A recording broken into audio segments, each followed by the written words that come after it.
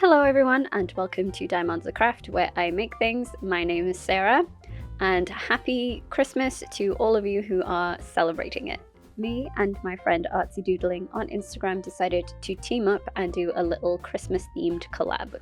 We both chose a theme and are taking it in our respective artistic directions. She is making an illustration, I am making a doll, and that theme was gingerbread. We both agreed to make it a very cute and joyous occasion, so nothing creepy from me this time. Hashtag Santo.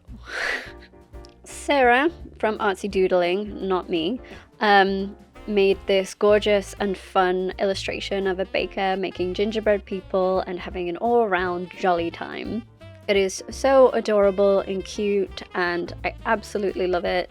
So if you love it as well, go and check her out on Instagram. But I will show you now what I made and how I made it. So let's get into it.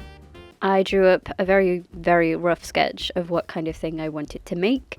And in true delightful form, I tried a couple of different colour studies. I liked the one on the right the most, especially with what I had in mind. And I'll get to that later. Before I get started, I decided to take a leaf out of Enchantarium's book and get myself a personalised desk mat.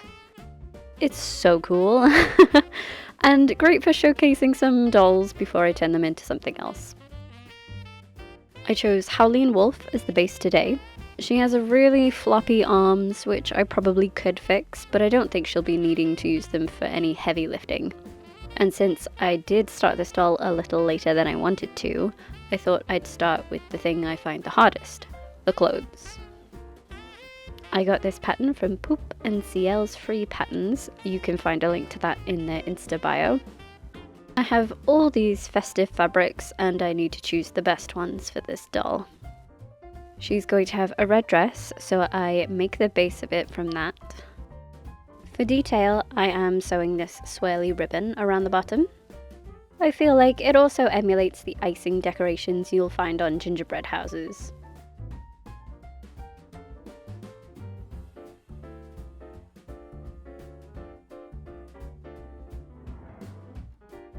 Also, forgive me for the sudden change in warmth here. I've been messing around with colourful lights, and this is the white one.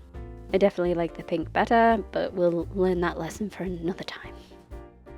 I am making very puffy sleeves for her dress with this sparkly cream fabric. The look I'm going for is very sweet and puffy sleeves are adorable. I did make the cuff a little too short on this, mind you, so I have to change that. I do plan on stuffing these sleeves to keep them poofy too. Speaking of poofy, I also need to make a petticoat. So I cut strips of this tulle, gathered it and sewed it to another circle skirt.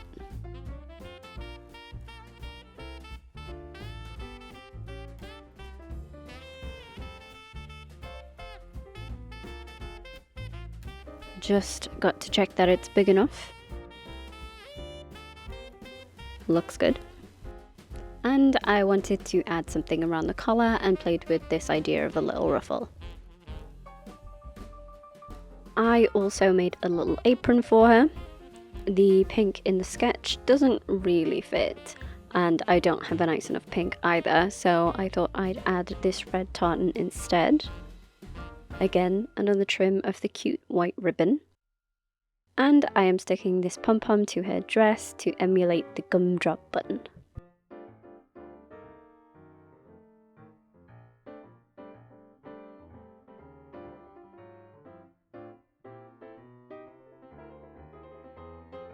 And I did replace that collar for this, which looks much better. Now I can move on to prepping the doll, which means cutting off her hair and removing the factory face. I usually get this done first, but there's no right order to complete dolls in. Removing the face paint with acetone until it's clean. So my idea is to go for a Whoville inspired look. So really sort of over-the-top Christmas joy, cute rosy cheeks and stuff like that.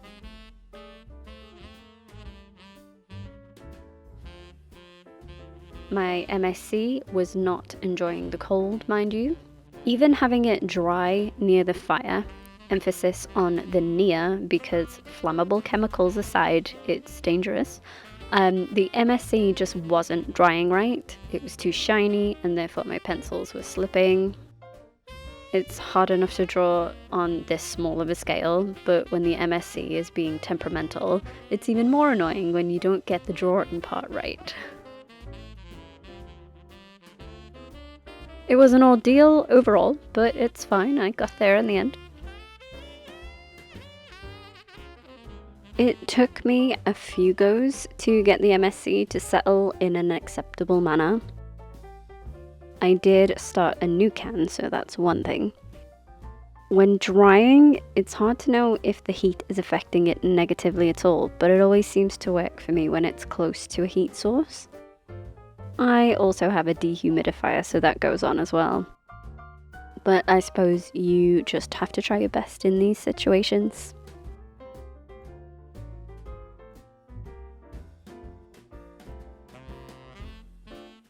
I think I drew her eyes about 3 or 4 times before deciding to do one eye at a time.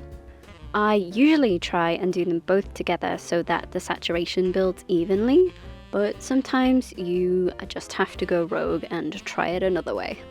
It worked out for the best this time, so I'm not mad.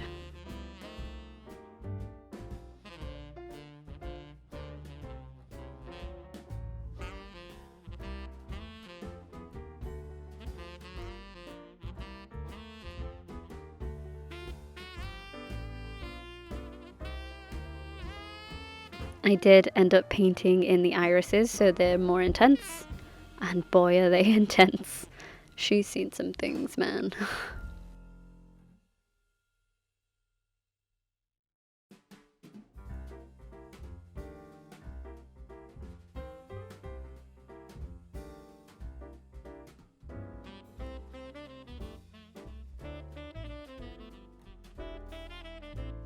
One thing I do like to do in my own makeup is adding white eyeshadow to the corners of my eyes. Just seems to open them up a lot, so I'm doing that here too.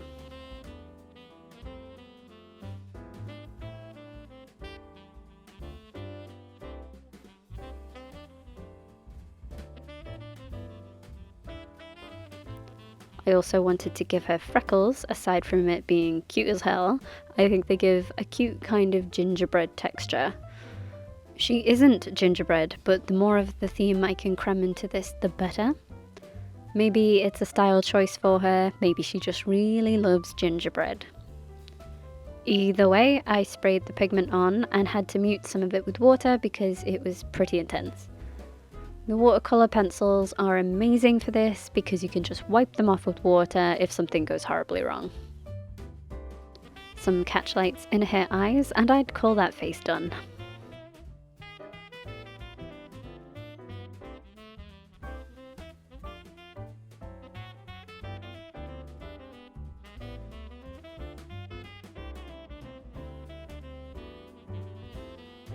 Her hands also needed some rosiness or they'd just look so sad.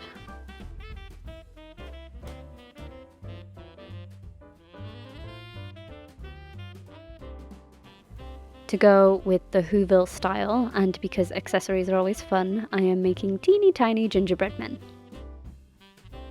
I got this cute little cookie cutter off Amazon, and there are a few sizes. This is the smallest and it's perfect. They get little buttons and bows, and I'm not bothering to paint the gingerbread part fully. The pan pastel did enough of a good job.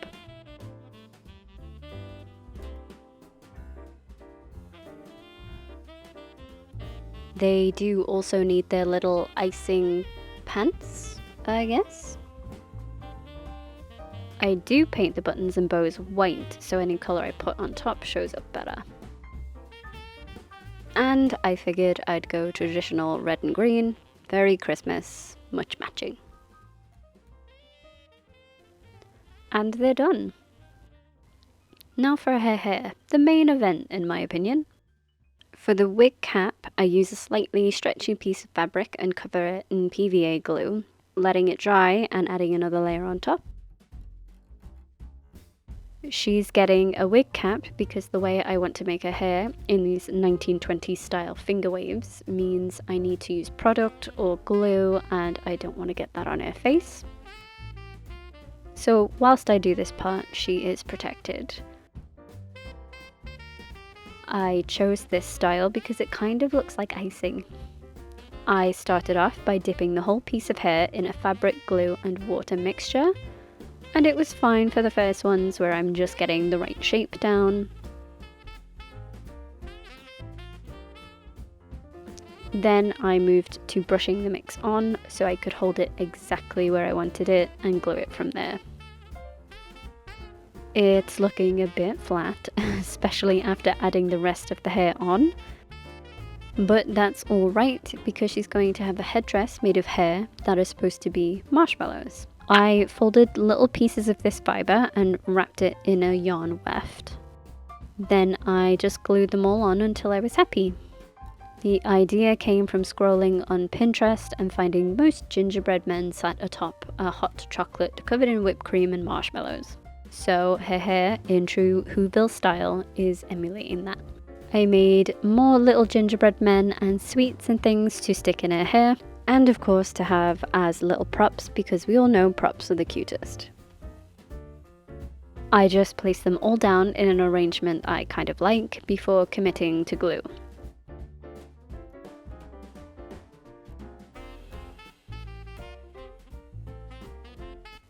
And this is how it turned out. I added some more little gems. Extra gems means extra sparkle, and we all love that. Now then, the last thing she needs are some shoes. I'm just going to repaint existing shoes since she's a little sister body type and the other shoes are too big. They are red and green to match.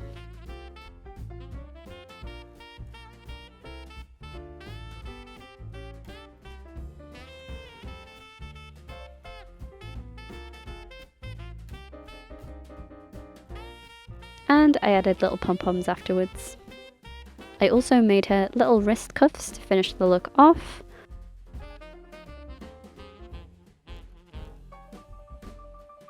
Now I'm just glossing her lips and she's all finished.